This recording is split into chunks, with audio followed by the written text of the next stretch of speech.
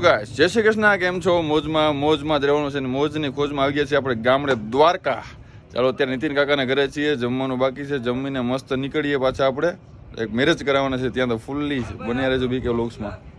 ભાઈ દેશી ભોજન બપોરનું લંચ રેડી થઈ ગયું છે. જો નીતિન કાકા અને આપણા જયેશભાઈ ત્રણ જમવા બેસી ગયા છે અને દાદીમાએ મસ્ત જમવાનું બનાવ્યું છે આજે. જો બંને દાદીમા પણ બેસી ગયા છે જમવા માટે આજે. તો કેમ છે?